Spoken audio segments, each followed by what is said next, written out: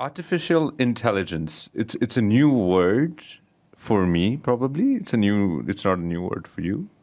It's a new word for a lot of young friends who are listening right now. AI भनेर विगतको 2-3 वर्षदेखि चाहिँ it's bombarded all across the media on today's date, all across the world.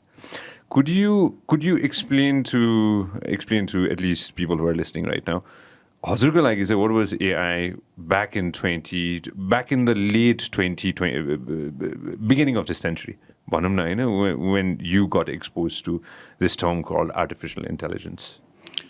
It still means, in the basic foundational terms, still means the same things, right? Though the applications have changed. So the way I would explain what AI is, Mandahiri, if you have a machine that can take input data, any kind of speech, text, videos, sales data and whatnot, and it takes that input and does reasoning on it, right? A machine does its own reasoning and makes a decision or takes an action. And usually that decision or action is useful for humans, right? Maybe the input is self-driving car like stop sign, and then it reasons that this is a stop sign. This is a red light. This is a green light. And it makes a series of decisions. Oh, it's a green light. I should go. It's a stop sign. I should stop. Those actions gets taken by machines, right?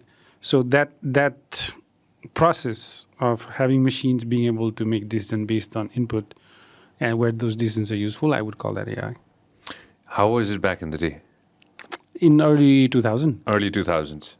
It was still described in a very similar way, except the kind of data it could take was, not as varied as today.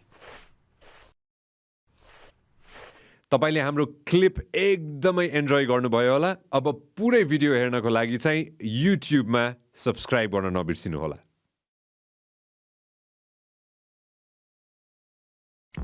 This program is brought to you by Vyas Studios.